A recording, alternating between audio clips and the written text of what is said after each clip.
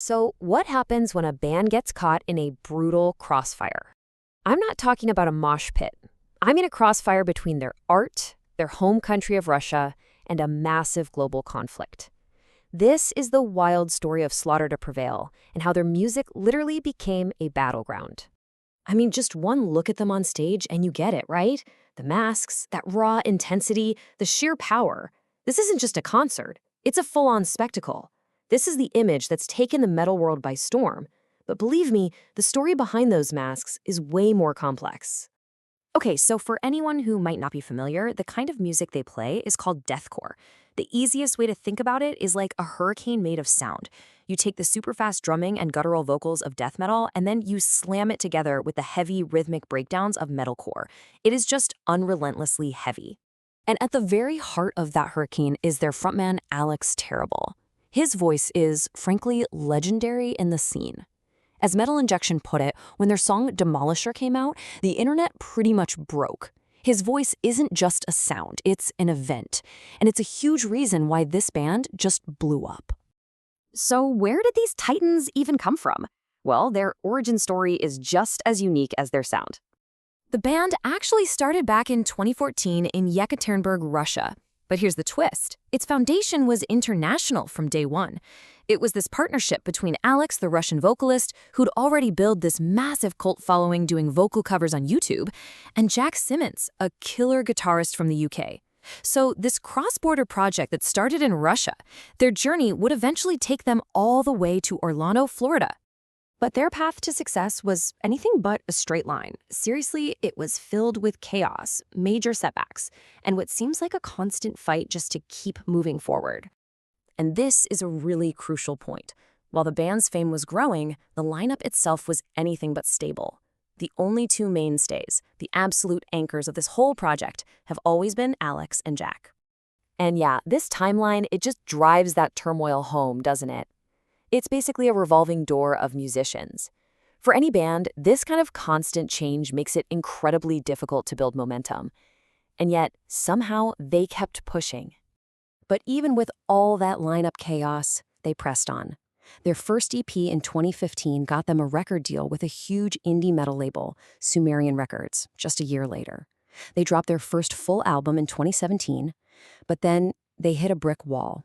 Major tours in the US had to be canceled because of visa problems.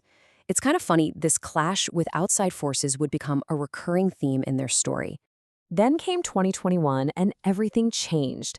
Their second album, Kostolom, was an absolute game changer. Singles like Demolisher and Baba Yaga just exploded online.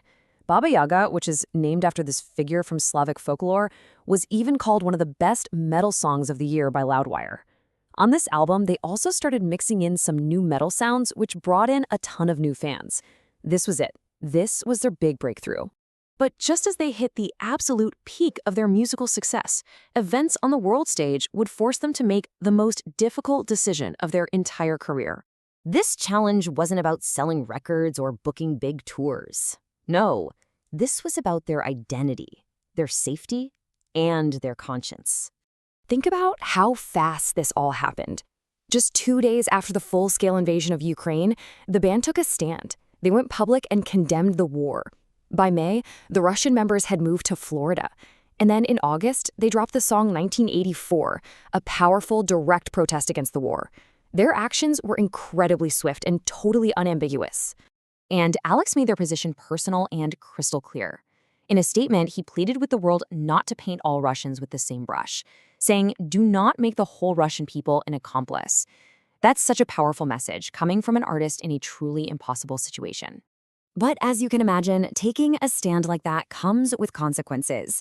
It's left the band trying to navigate this really complicated new reality, completely caught between two worlds. So their latest album, Grizzly, was released right into this super tense atmosphere.